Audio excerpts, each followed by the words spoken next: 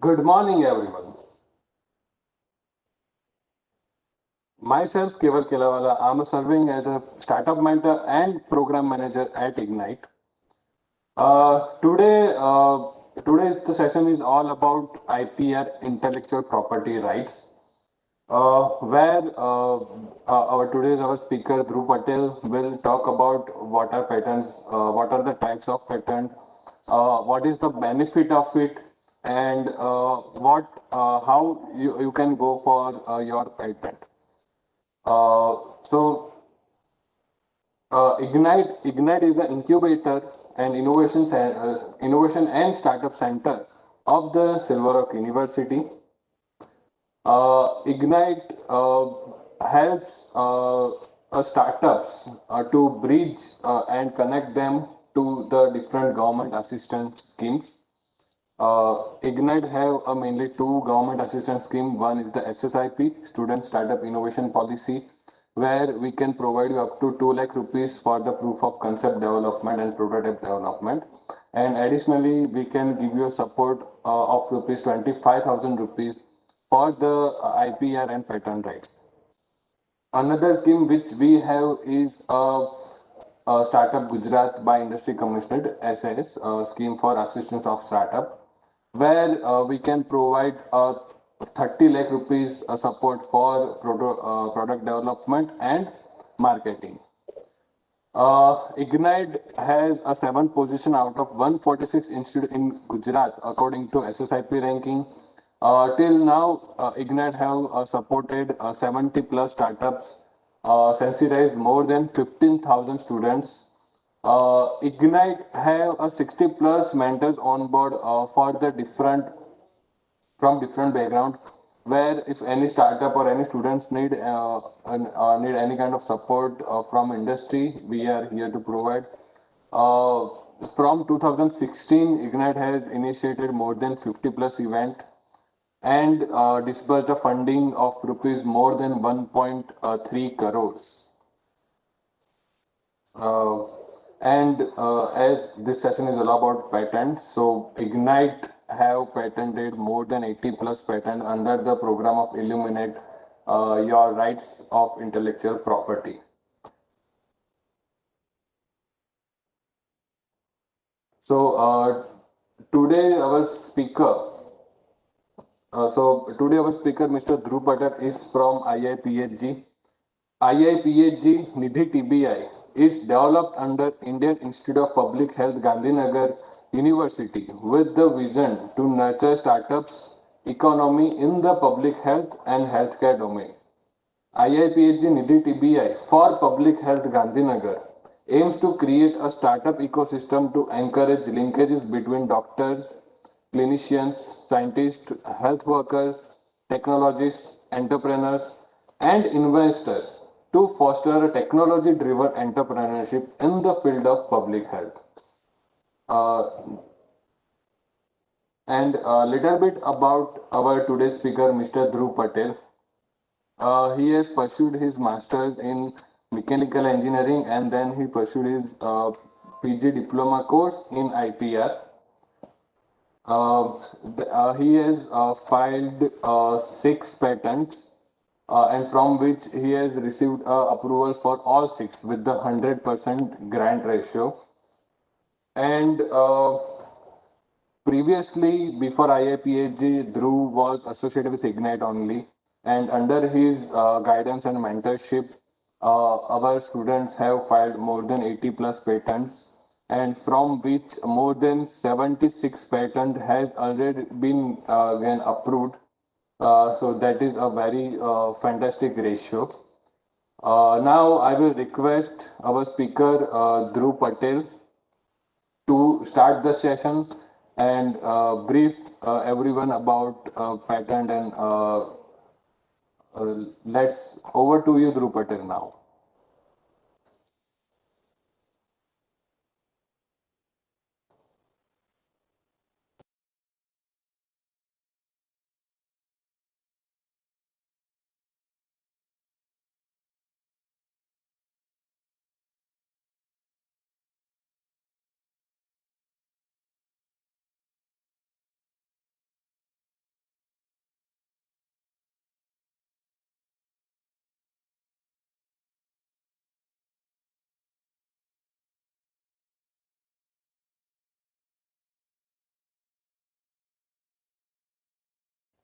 Dhruv, you are not audible.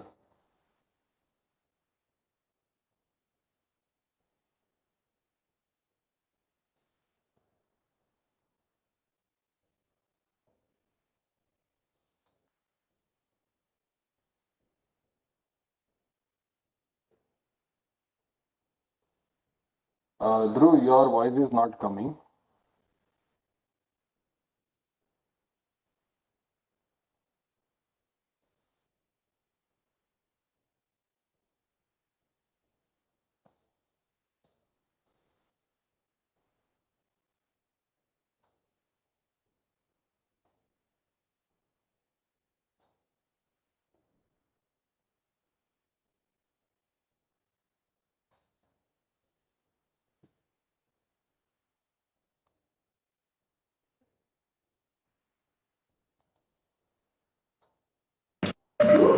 Hello, am I audible Yeah, now?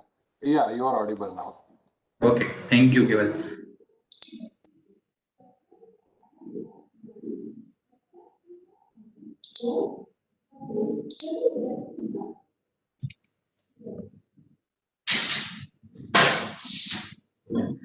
So good morning all.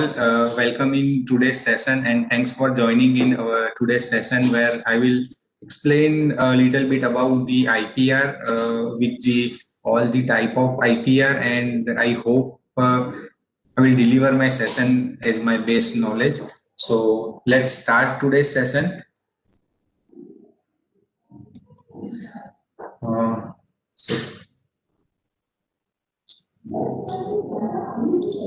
Okay.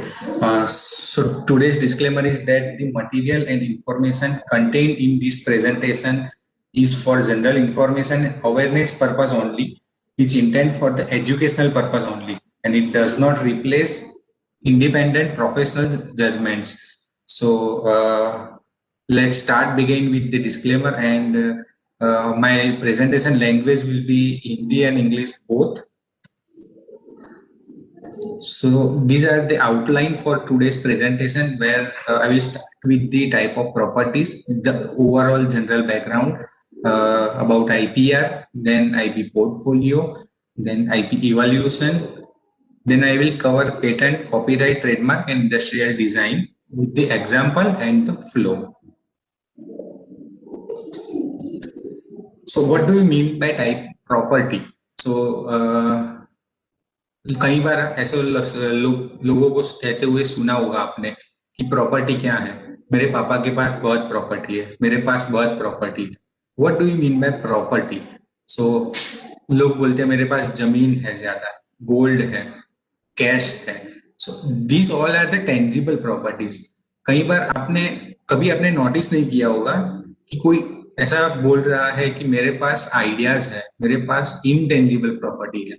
But yes, in today's era, intangible property.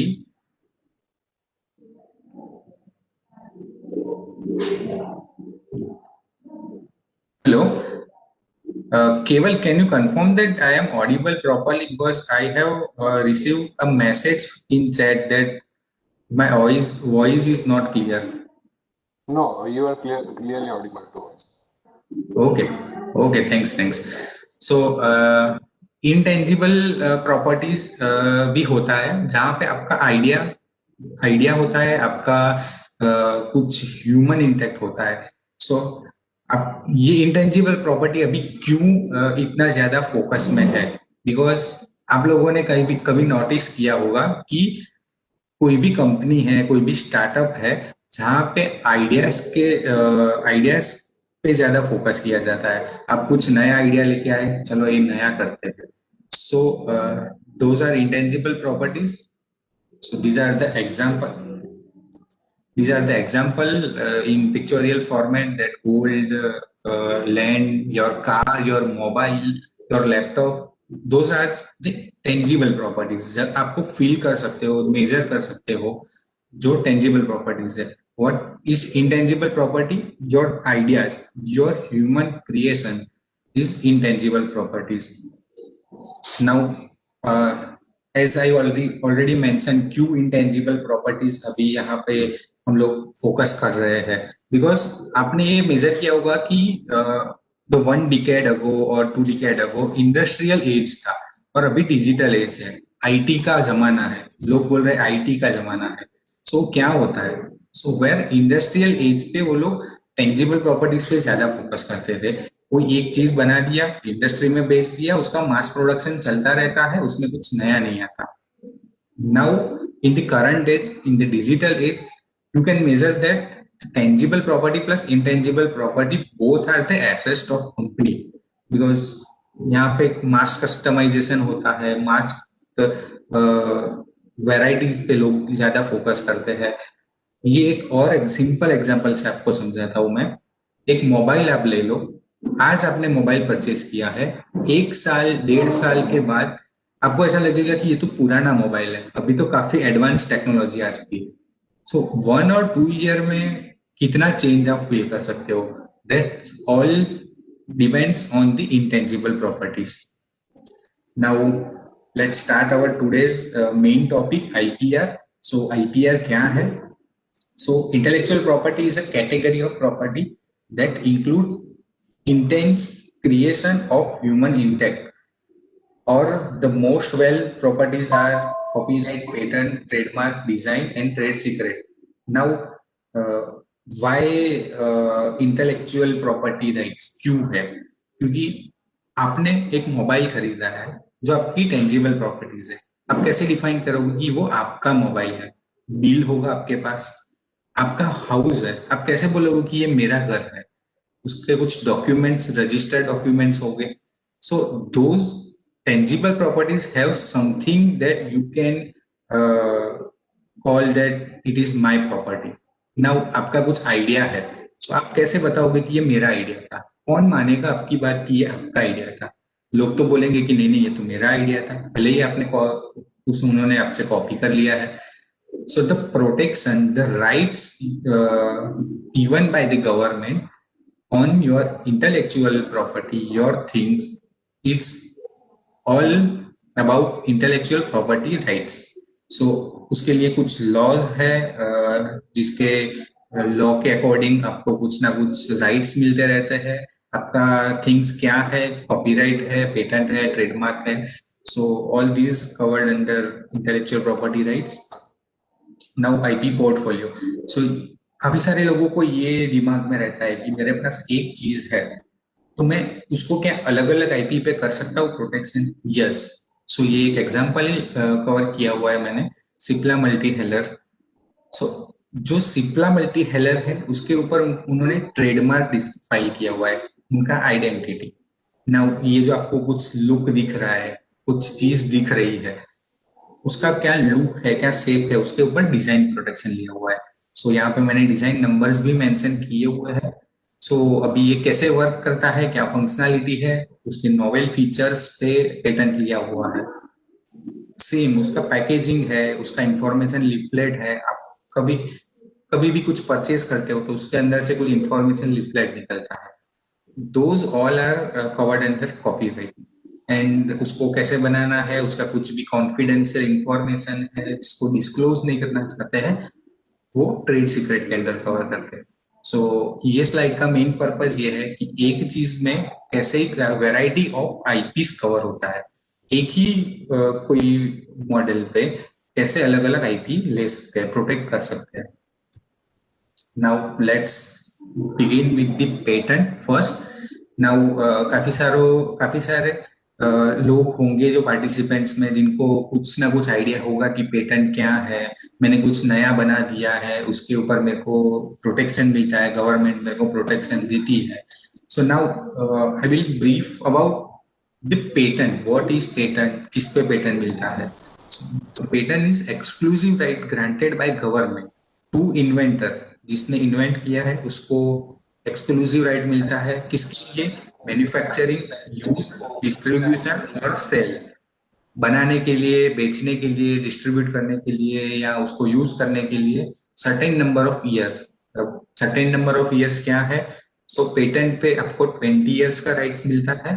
20 years from the date of filing, first filing date ने जब से file किया है वहां से number of year 20 है protection के लिए। अब कभी क्वेरी आती है कि 4 साल के बाद मेरा ग्रांट हुआ, 5 साल के बाद पेटेंट ग्रांट हुआ।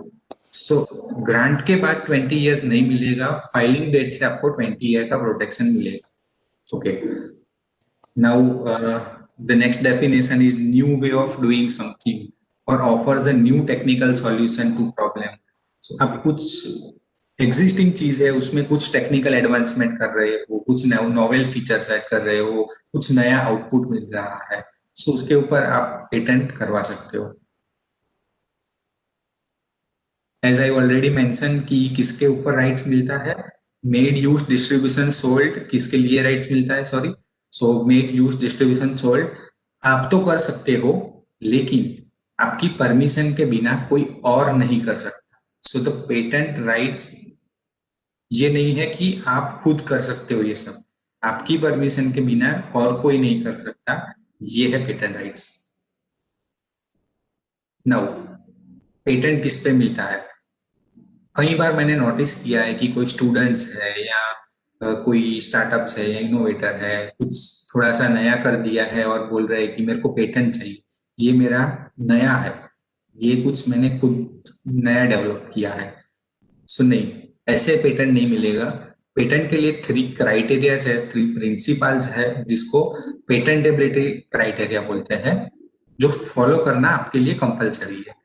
The first one is innovativeness, जिसको नॉवेल्टी बोलते हैं। Next one is inventive step, जो नॉन ऑब्वियसनेस है। Third one is industrial utility, कि उसका कुछ इंडस्ट्रियल यूजफुलनेस होना चाहिए। नाउ ये इंडिविजुअली ये क्या है, वो मैं आपको नेक्स्ट स्लाइड में थोड़ा डिटेल्स में बताऊंगा। नाउ जो स्टूडेंट है या जो भी इनोवेटर है, अगर आपको कुछ फाइल करना है पेटेंट, या आप अभी सोच रहे हो या बाद में सोच रहे हो, these are the main criteria to filing patent. तो ये आप थोड़ा ध्यान से देख लेना कि आपके इन्वेंशन पे ये फुलफिल हो रहा है कि नहीं। Now first one is what is invention, तो what is novelty, a new product और प्रोसेस। सो एक इंडिया में है जिसपे पेटेंट प्रोटेक्ट प्रोडक्ट पेटेंट भी मिलता है, प्रोसेस पेटेंट भी मिलता है। Now, new product or new process involving inventive step or capable of industrial application. So, अब ये new product, new process क्या है? So, for example, आप कोई A चीज बना रहे हो, इंक्लूडिंग B, C और D। अभी आपका आउटपुट क्या है? A है। और A, फॉर एग्जाम्पल आप कंसिडर कर लो, A मीन्स आपका मोबाइल है। आपका मोबाइल कोई ए बी सी डी से कॉम्बिनेशन से बन रहा है, आपने कुछ नया ई ऐड किया उसमें, जो अभी तक किसी ने नहीं किया है, combination of B C D E या फिर बी सी ई, और उससे कुछ नया जनरेट होता है, कुछ नया आउटपुट जनरेट होता है। Those are your novel features. Now what is inventive step, the technical advancement of existing knowledge. आपका कुछ भी एग्जिस्टिंग में है, उसमें कुछ आप नया टेक्निकल एडवांसमेंट ला रहे हो जो इकोनॉमिकल सिग्निफिकेंस है। ऐसा नहीं होना चाहिए कि ऑलरेडी कोई एक चीज है, मैं उसको बना रहा हूँ और 10,000 की जगह मैं 9,000 या 8,000 में बना रहा हूँ। That is not economical significance. Economical significance means कुछ आपका ज्यादा डिफरेंस होना चाहिए, कुछ अच्छा सा इकोनॉमिकल सिग्निफिकेंस डिफरेंस आना चाहिए। जैसे फॉर एग्जांपल, एक आपका मैं दवाई का एग्जांपल ले लूं। सो कोई एक कैंसर ड्रग है, जो कैंसर ड्रग मिलता है, एक 10 कैप्सूल का जो पैकेट है वो मिलता है मेरे को 50,000 में, मैंने उसको बना दिया है 10,000 में। जेनरेटिक दवाई आप जो बोल सकते हो। सो मैंने उसको 10,000 में बना दिया। तो those are cover under economical significance. Okay, and I hope you understand the technical advancement very well. Now, what is capable of industrial application? So, in a relation of invention, it means that invention is capable of being made or used in industry. कुछ industry का involvement होना चाहिए जहां पर उसको बना सके, किसी को यूज कर सके। ऐसा नहीं होना चाहिए कि आपका कुछ आइडिया है बट बना ही नहीं सकते हम लोग। Okay, now what do you possess patentable invention, now what are the rules we follow. So we as an Indian patent office follow the first to file rule. First to file rule क्या है, उससे पहले मैं आपको बता दूं कि दो रूल थे। First one is first to invent rule, जो यूएसए में पहले फॉलो होता था, अब वो उन लोगों ने फर्स्ट टू फाइल रूल पे स्विच कर दिया है। तो फर्स्ट टू इन्वेंट रूल क्या था, जिन्होंने इन्वेंट किया है वो पेटेंट के लिए उनको ग्रांट मिलेगा। Now first to file rule क्या है, जिन्होंने पहले फाइल कर दिया है, जिसने पहले फाइल किया उसको पेटेंट के लिए राइट्स मिलेगा। नाउ कभी ऐसा होता है कि आप कुछ बना रहे हो, आप कोई प्रोजेक्ट पे वर्क कर रहे हो और आप सोच रहे हो कि ये कंप्लीट हो जाने के बाद मैं उसको फाइल करूंगा, 1 साल लगेगा शायद, और उसके पहले किसी और ने कुछ ऐसा बना के फाइल कर दिया है, तो आपका वो जो होगा कि मैं बनाने के बाद फाइल करूंगा, वो यहाँ पे काउंट नहीं होगा, क्योंकि फर्स्ट फाइल किसी और ने कर दिया है ऑलरेडी वो चीज। यहाँ पे और भी लिखा है कि don't to publish paper give in newspaper report video upload on internet social media post, सब ये सब क्या है। एक ये है कि आपका अगर पेटेंट फाइल किया करना है तो अनपब्लिश्ड वर्क पे पेटेंट फाइल करना पड़ेगा। अनपब्लिश्ड वर्क मतलब आपका भले ही खुद का वर्क है, बट वो कहीं और प्रायर एग्जिस्टिंग नॉलेज में नहीं होना चाहिए। ऐसा नहीं होना चाहिए कि उसका ऑलरेडी रिसर्च पेपर है या उसका कहीं पे लाइब्रेरी में उसका रिपोर्ट है या न्यूज़पेपर में कहीं आ गया है, आपने वीडियो बना के यूट्यूब में डाल दिया है या फेसबुक में या इंस्टाग्राम में आपने ही कर दिया है उसका प्रमोशन पहले से। सो अनपब्लिश्ड वर्क पे पेटेंट मिलेगा। ओके, सो अगर पहले आपको पेटेंट फाइल करना रहेगा then you have to publish anywhere. Now ये क्लियर हो गया कि पेटेंट किस पे मिलता है, किसके बेस पे मिलता है, उसका क्राइटेरिया क्या है। अब आपको ऐसा है कि नहीं ये सब तो फिल हो गया मेरा, ये क्राइटेरिया मेरा मैच हो रहा है, मेरे को पेटेंट फाइल करना है। तो पेटेंट फाइल करने के लिए क्या चाहिए होगा आपको, first title of invention, second summary of invention, the third one is I forgot to mention here, background of invention. Now what is background of invention, that what is available in existing, उसके जो आपका invention है innovation है उसके related में market में existing क्या है, बैकग्राउंड क्या है। So those are in background of invention.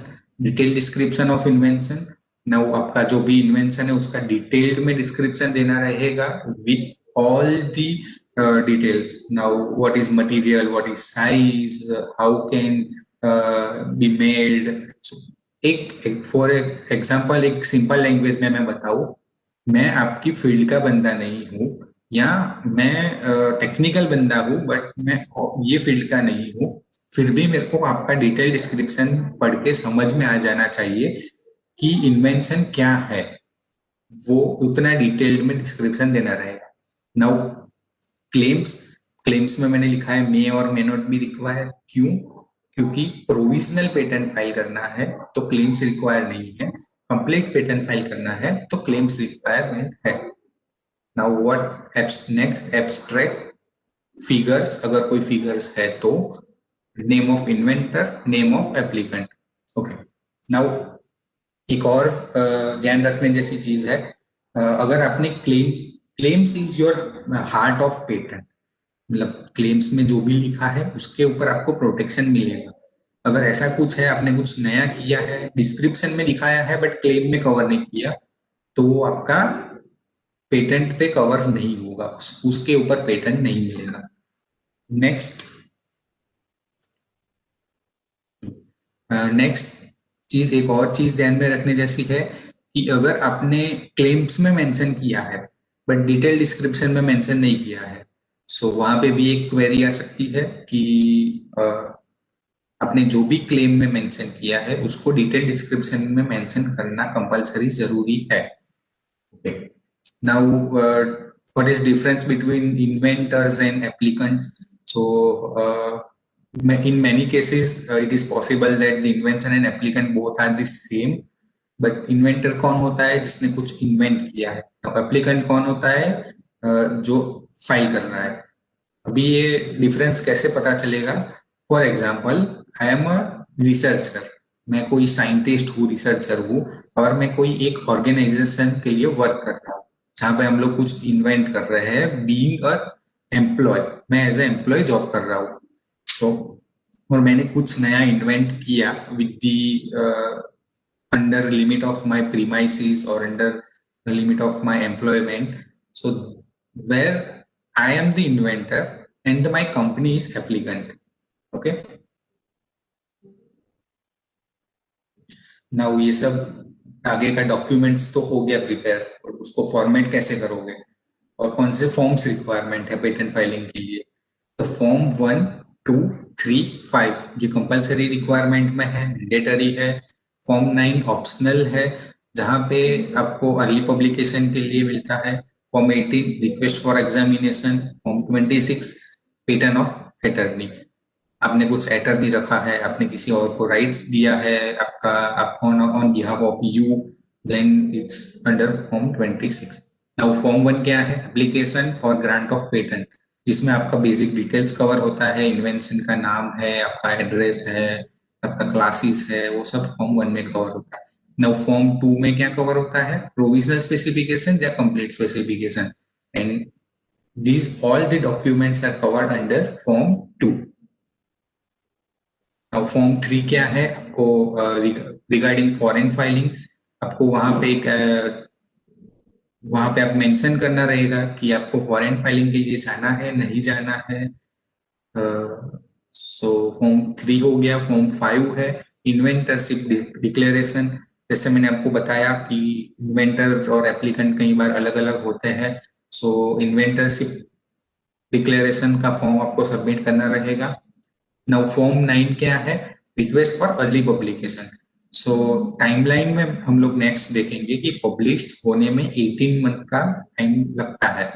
Now अगर आपको अर्ली पब्लिश करना है विद इन 1 मंथ 2 मंथ के क्राइटेरिया में, सो आपको फॉर्म 9 सबमिट करना रहेगा कुछ एडिशनल फीस के साथ, जहाँ पे आपका अर्ली पब्लिकेशन होगा, your time will be reduced.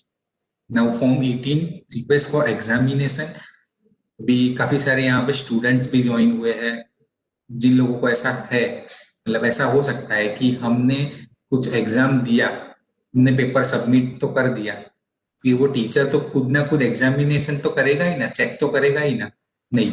Patent में आपको एग्जामिनेशन रिक्वेस्ट सबमिट करना पड़ता है।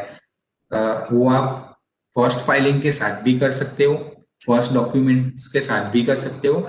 आइदर आप फॉर्म 9 अर्ली पब्लिकेशन सबमिट कर दिया, आपका पब्लिश हो गया, पब्लिश होने के बाद भी आप एग्जामिनेशन रिपोर्ट सबमिट कर सकते हो कि हाँ मेरा पब्लिश हो गया है, नाउ हम लोगों को एग्जामिनेशन के लिए जाना है। ओके। और फॉर्म 26 मैंने ऑलरेडी आपको बता दिया। So these are the forms.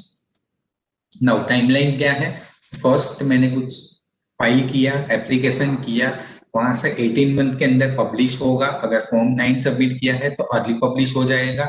Now request for examination form 18 कब तक फाइल कर सकते हैं, 48 मंथ के टाइम पीरियड तक आप रिक्वेस्ट फॉर एग्जामिनेशन सबमिट कर सकते हो।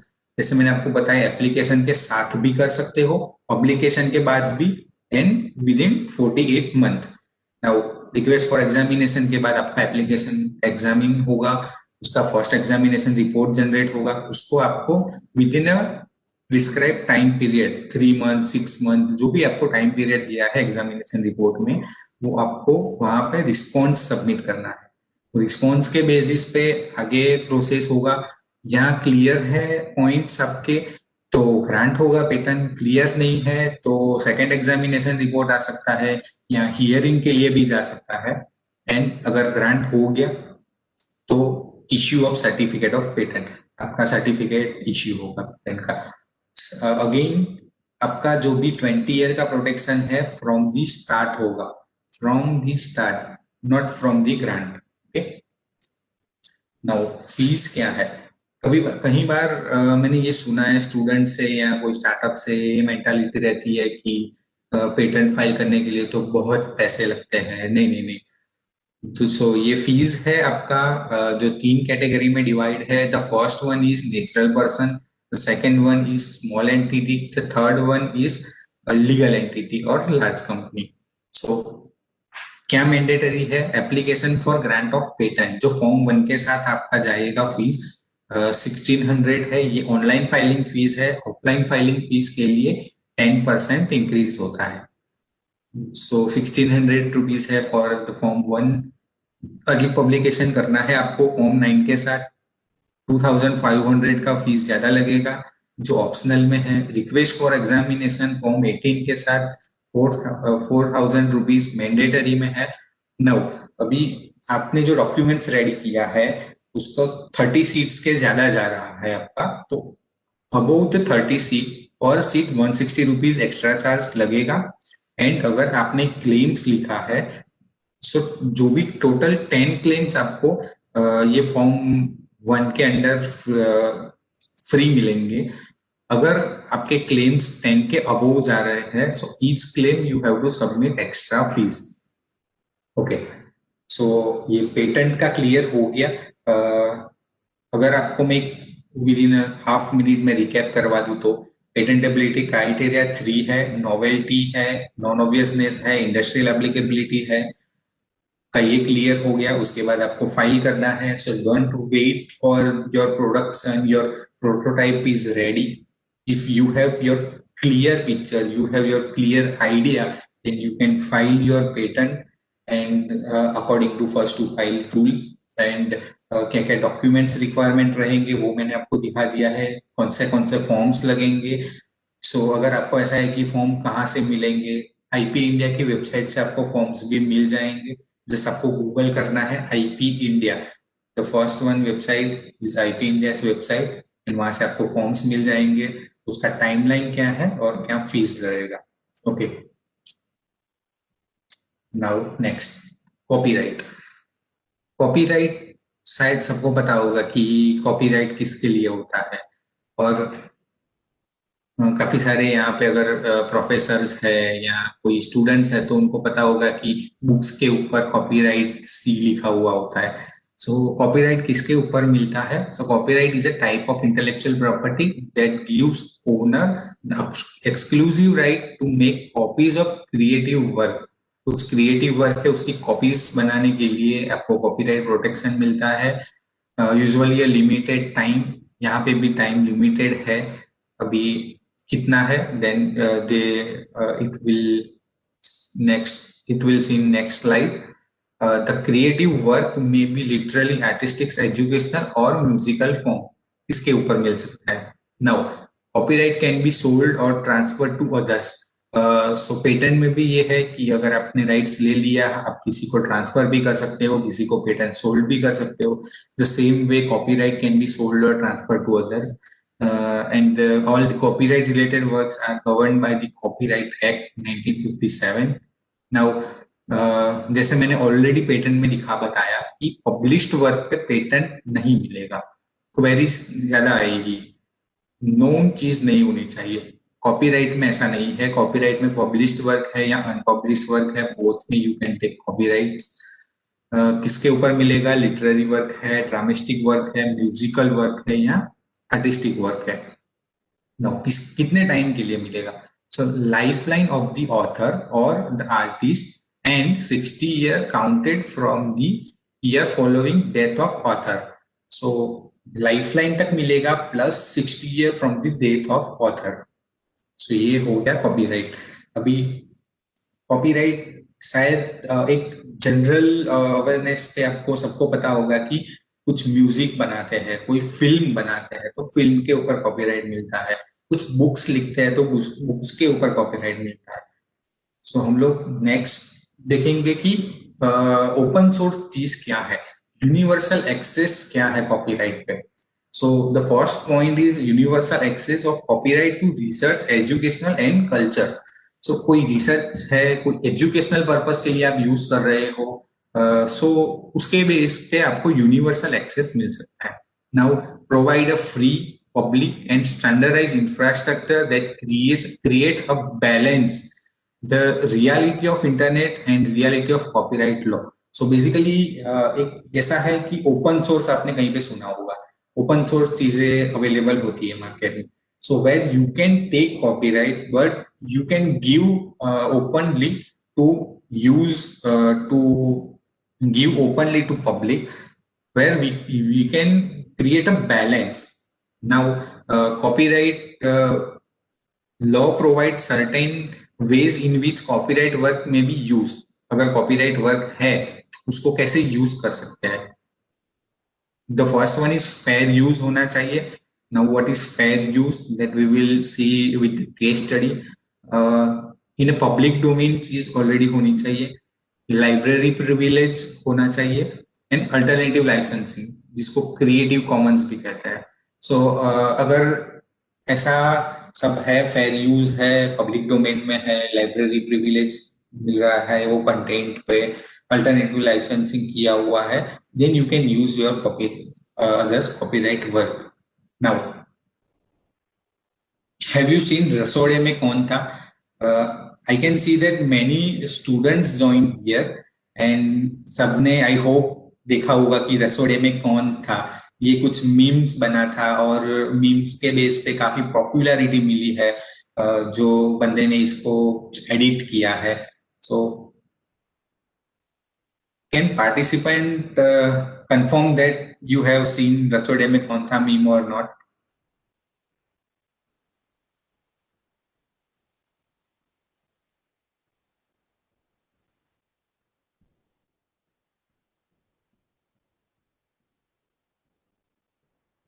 Okay, I can see many yes, yes, yes. Okay, yes. Okay, so उसको रिकैप कर लेते हैं एक बार फिर से.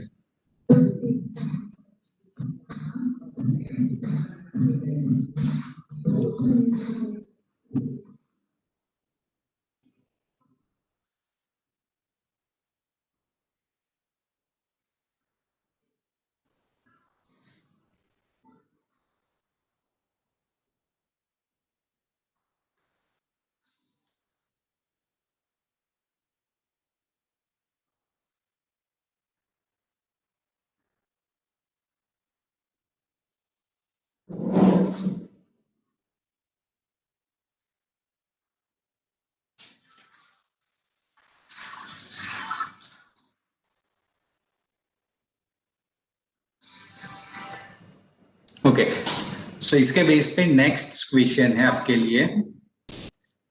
क्या ओपिनियन है आपका?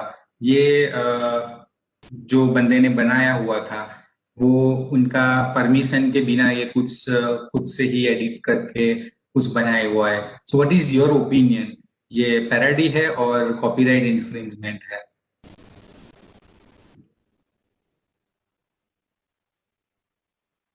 विदाउट परमिशन ये वीडियो या ये मीम्स बनाना, ये पैरोडी है या कॉपीराइट इन्फ्रिंजमेंट है? I am waiting for your response in chat.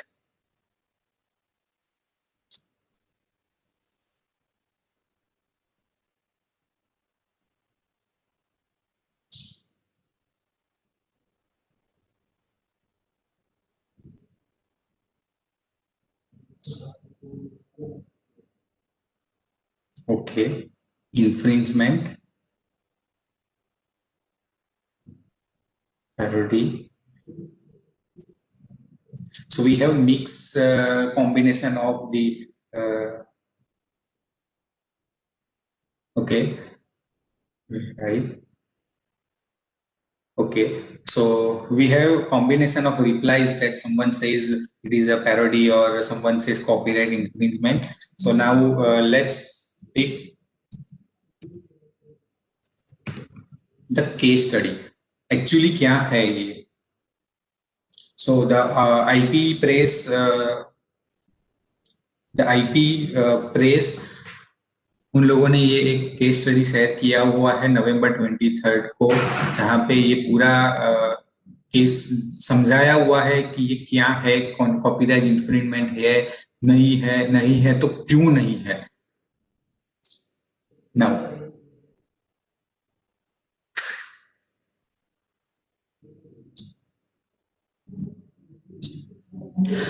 the principle of copyright is that no one has copyright over an idea. There is no copyright on theme, movie plot, or subject matter until these are expressed and fixed on some tangible medium. Now, अगर हम ये case की बात करें, some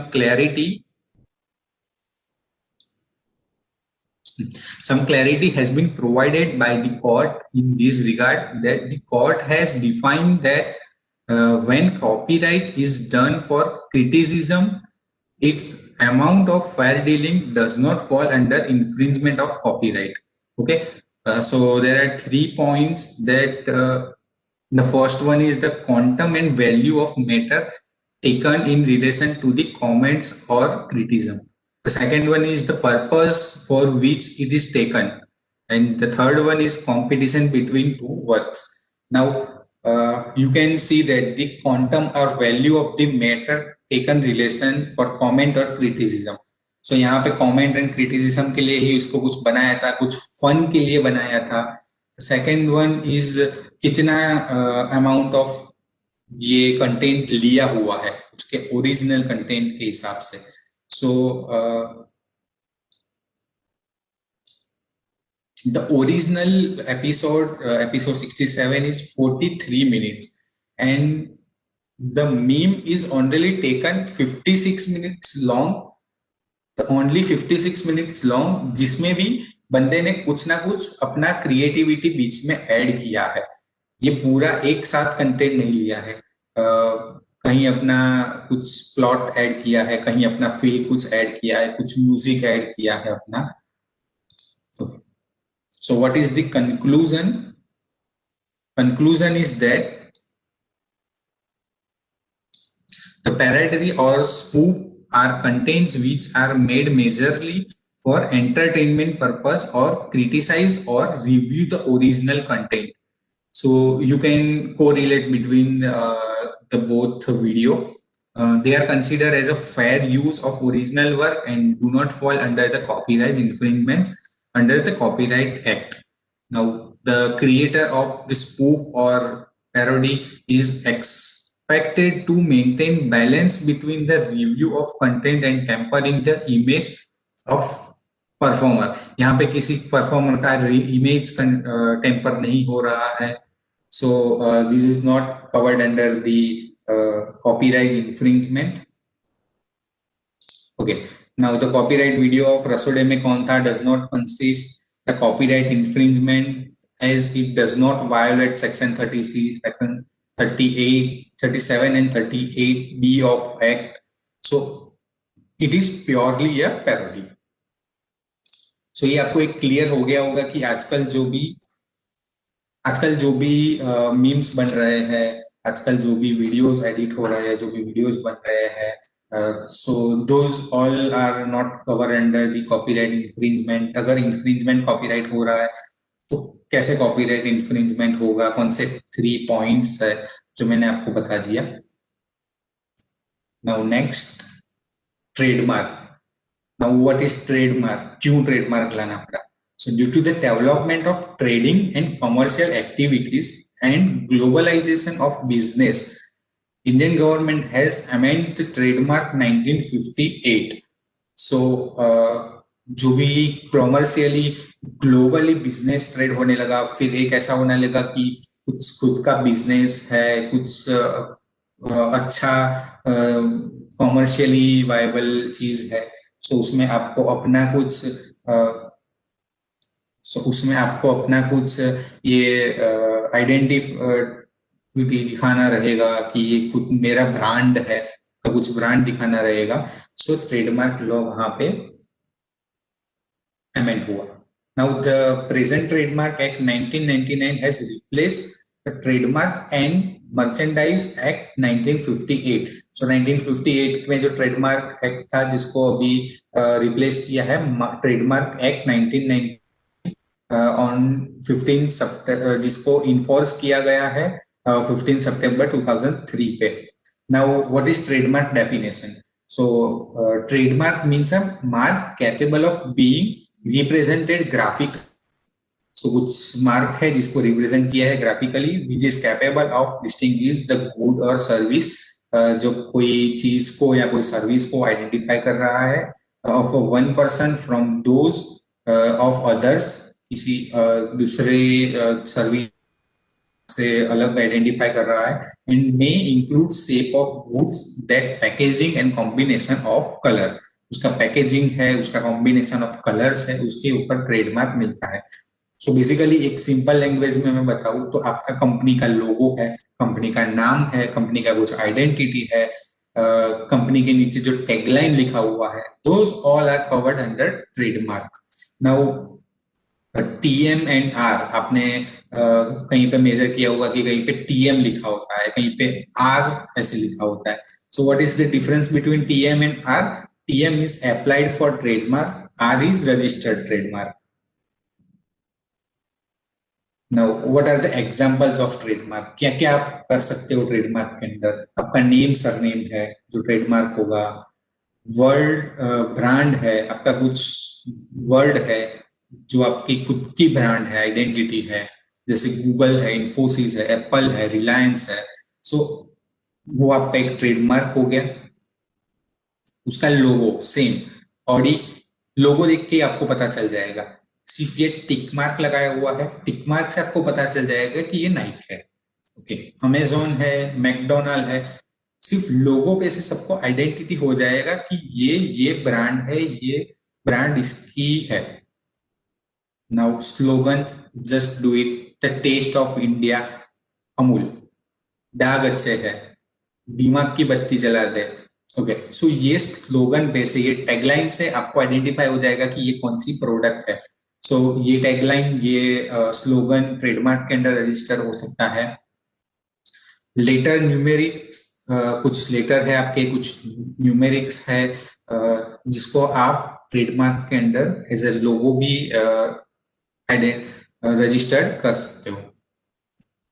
now the symbol और device कुछ है, उसको भी आप ट्रेडमार्क करवा सकते हो, जहां पे सिर्फ सिंबल के बेसिस पे ही आपका ब्रांड आइडेंटिफाई होगा। Combination of colours,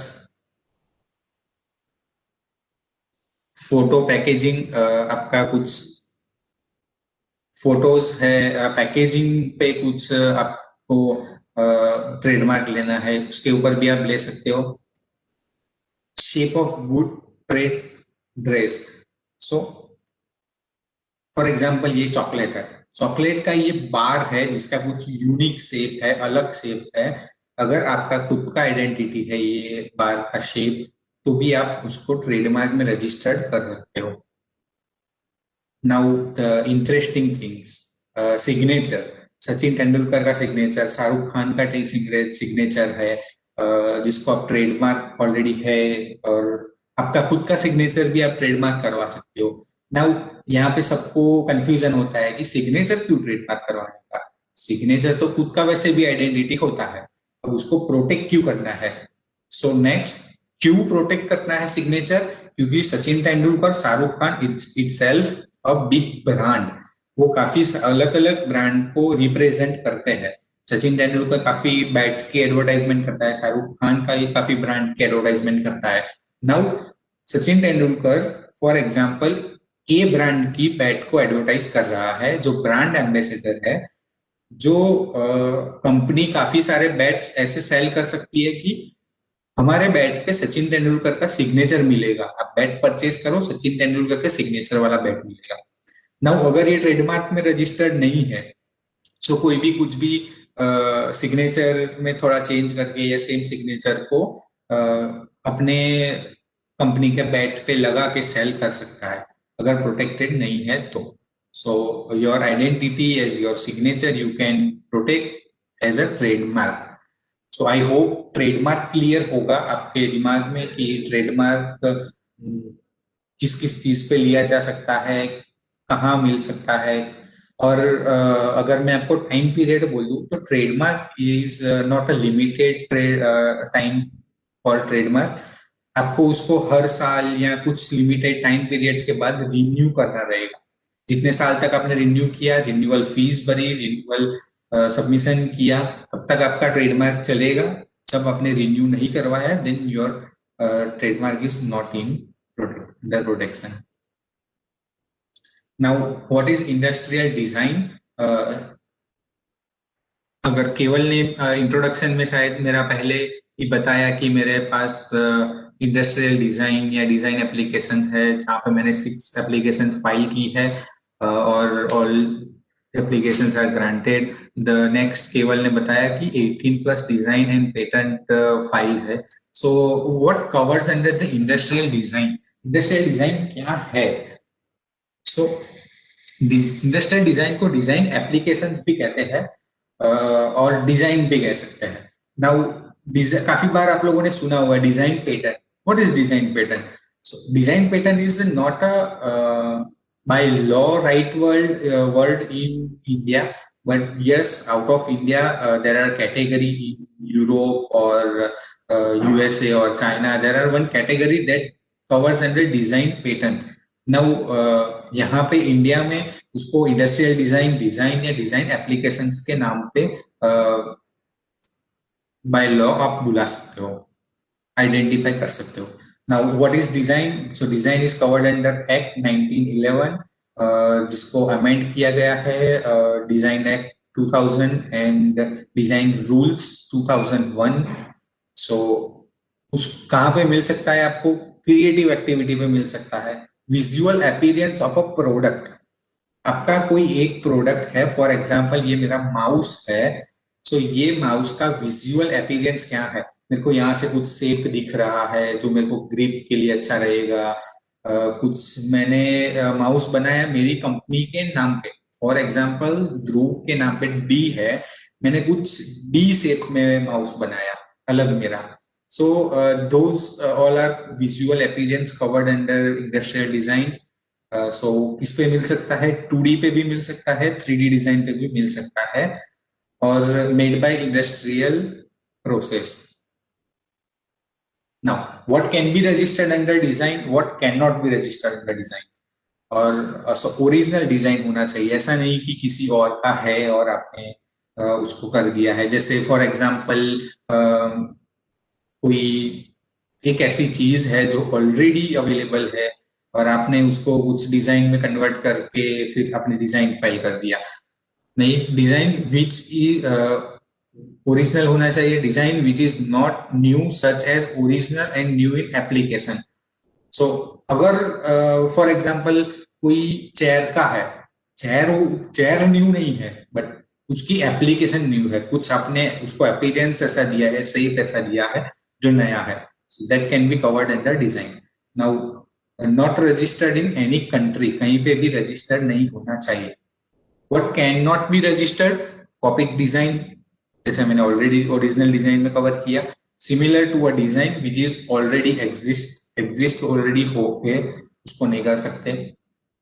manufacturing process, now manufacturing process क्यों डिजाइन नहीं हो सकता? क्योंकि already it can be covered under patent, जहां पे प्रोसेस पेटेंट आप जा सकते हो। आइडियाज है, आइडिया आपका नहीं होगा डिजाइन प्रोटेक्शन। और functional feature of an article, अब फंक्शनल फीचर है वो कवर नहीं होगा, क्यों? क्योंकि it can be covered under patent. Okay, so अगर मैं आपको फिर से डिजाइन का क्लियर दे दूं, एक सिंपल लैंग्वेज में मैं आपको डिजाइन क्लियर कर दूं। मैं ये जो चेयर पे बैठा हूँ, एक सिंपल चेयर भी आ सकती है, कोई अलग अलग शेप में भी चेयर आती है। अब मैंने कोई ऐसा शेप बना दिया जो मेरे बॉडी के हिसाब से फिट हो रहा है और जो मेरे को रिलैक्स दे रहा है, बैठने के लिए मेरे को कुछ अलग फील कर रहा है और मेरा बॉडी पोस्चर सेम अच्छा रहेगा वो चेयर की डिजाइन के हिसाब से। सो ये आपका पेटेंट तो नहीं होगा, तो क्या होगा? ये आपका डिजाइन होगा, क्योंकि वो लुक अपीयरेंस पे आपको कुछ अलग आइडेंटिफाई कर रहा है। ओके, नाउ एग्जांपल के हिसाब से हम लोग देखें तो आपको ज्यादा आइडिया रहेगा। कंज्यूमर प्रोडक्ट, छोटी कंज्यूमर प्रोडक्ट में भी आपको डिजाइन फाइल हो सकता है। जैसे पेन का कोई डिजाइन है जिसमें अच्छा ग्रिप मिल रहा है, अच्छा फीचर्स आ रहा है। जैसे कोई क्लॉक की डिजाइन है, आपके शू की डिजाइन है, या टूथब्रश है, कॉम्ब है।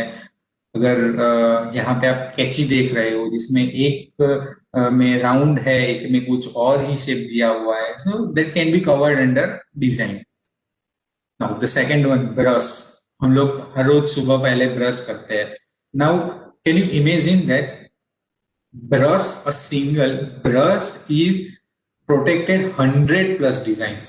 अगर आप आईटी इंडिया में भी सर्च करोगे सिर्फ टूथब्रश या ब्रश, तो you can identify 100 plus registered design in just toothbrush.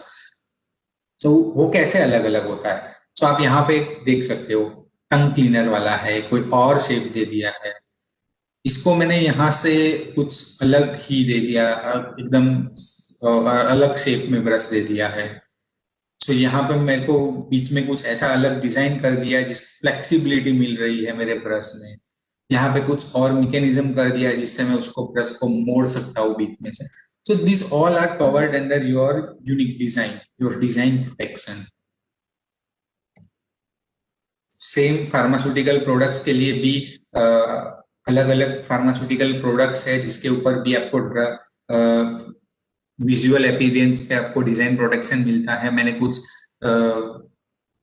Injection बनाया है जिसमें कुछ अलग डिजाइन है, एक और इंजेक्शन है जिसमें कुछ अलग डिजाइन है. So this all are covered under design protection. Textile and jewellery, ये सब हो गया 3D अपीयरेंस पे. ये आया textile and jewellery, textile 2D appearance पे है. सो आपका कोई अलग सा ही डिजाइन है, अलग सा ही कुछ ऐसा शेप है जो आप टेक्सटाइल पे प्रिंट उसको प्रोटेक्ट करवाना चाहते हैं. So then you can covered under design rights. और फॉर द टेक्सटाइल ज्वेलरी के लिए भी आप अलग अलग प्रोटेक्शन ले सकते हैं. पर याद रखना है कि खुद का कुछ नया डिजाइन होना चाहिए, कुछ नया लुक, नया अपीयरेंस होना चाहिए. नाउ ये हो गया हमारा all the rights, major rights of IP. क्योंकि आईपी में और भी कवर्स होता है, जैसे ट्रेड सीक्रेट है और प्लांट वेराइटीज है. सो are also covered under the intellectual property rights, but the major 4 IPs, copyright, patent, trademark, design, which already we covered. अगर आपको अभी भी कुछ डाउट है किसी में, so then you can always ask in your chat box. अगर कुछ अभी पता नहीं चल रहा है, so you can ask in chat box. Quick recap कर लेते हैं. ये एक ही स्लाइड में आपको सब समझ आ जाएगा क्या किस पे प्रोटेक्शन मिलता है, अलग अलग क्यों अलग अलग राइट्स दिया हुआ है. आपका कोई आइडिया है, उसको आप एक्सप्रेस कर रहे हो, अब way form of written express, musical express, your film, your videography express. जो एक्सप्रेशन है वो कॉपीराइट में प्रोटेक्शन होगा. आपका कोई इनोवेशन है, इन्वेंशन है, कुछ फंक्शनल फीचर्स है, आप पेटेंट रजिस्टर्ड करवा सकते हो. का आइडिया है जिसके ऊपर क्वालिटी प्लस आइडेंटिटी है, कुछ क्वालिटी है प्लस आपका खुद का ब्रांड है, आइडेंटिटी है, आप ट्रेडमार्क रजिस्टर करवा सकते हो. अपीयरेंस, लुक, आपका कुछ अलग शेप, डिजाइन, उसके ऊपर आप डिजाइन रजिस्ट्रेशन करवा सकते हो. सो ये अलग अलग 4 चीज क्यों है, क्योंकि आपका आइडिया किस फॉर्म में है, वो फॉर्म के बेसिस पे आपको कौन सा आईपी पे जाना रहेगा, ये यहाँ पे मिलेगा. नाउ नेक्स्ट आइडिया, अगर कीप कॉन्फिडेंशियल, नो डिस्क्लोज को ट्रेड सीक्रेट. ट्रेड सीक्रेट का मैं थोड़ा यहाँ पे आपको इलेबोरेट कर दूं. आप लोगों ने सब लोगों ने ये सुना होगा कि कोको कोला की रेसिपी है, कोको कोला की रेसिपी कहीं पे बाहर डिस्क्लोज नहीं हुई है. सो अगर मैं उसको पेटेंट में रजिस्टर करवाता, कोको कोला कंपनी उसको पेटेंट में रजिस्टर करवाती, then it have some 20 years of rights. वो पब्लिक डोमेन पब्लिश होने के बाद पब्लिक डोमेन में भी कहीं ना कहीं उसका कुछ पार्ट आ जाता कि इसको कैसे बनाया है. Now the other competitors can modify something which can not covered under the protection right and खुद का कुछ अलग बना सकते हैं. नाउ मुझे ऐसा करना ही नहीं है, then I can go for trade secret, जहां पे मेरा सारा चीज कॉन्फिडेंशियल रहेगा, कहीं पे डिस्क्लोज नहीं होगा फॉर नो टाइम पीरियड. आपको एनडीए, नॉन डिस्क्लोजर एग्रीमेंट के थ्रू ही यहाँ पे वर्क करना रहेगा. ट्रेड सीक्रेट का सबसे मेजर डिसएडवांटेज ये है कि अगर आपने एनडीए के थ्रू कहीं पे डिस्क्लोज नहीं किया है, फॉर एग्जांपल एक सिंपल एग्जांपल ले रहा हूँ कि तब one company has a 2 partners now, दोनों के बीच में कुछ एग्रीमेंट नहीं हुआ है ट्रेड सीक्रेट के regarding, and one partner left the company and वो खुद अपना बना रहा है the same thing which covered under trade secret. So अगर एनडीए के थ्रू डिस्क्लोज नहीं हुआ है, वो प्रोटेक्ट नहीं हुआ है, so your idea will be reveal. वो कोई भी यूज कर सकता है. एक बार मार्केट में चला गया तो पब्लिश हो गया, then you have no rights कि आप उसको काउंटर कर पाओ. Okay, so thank you team Ignite for supporting in technically and all the form. Thank you Ignite for inviting me as a today's speaker on our topic. Thank you all participants for joining and patiently listen to me. So if you have any question, you can always ask in a chat box. If you have any doubt, you have any query, you can contact to Keval or any person from Ignite, and we'll surely help you in all the possible manner. Yeah, thank you, Dhruv, for accepting our invitation and being the speaker for today's session. And now we at Ignite will soon start some event regarding IPR, and we will also open our portal for patent filing. So you all can follow us on our all social media platforms. We Team Ignite is active on all platforms: Facebook, Instagram, LinkedIn, YouTube, Twitter. There you can follow us. Soon you will see.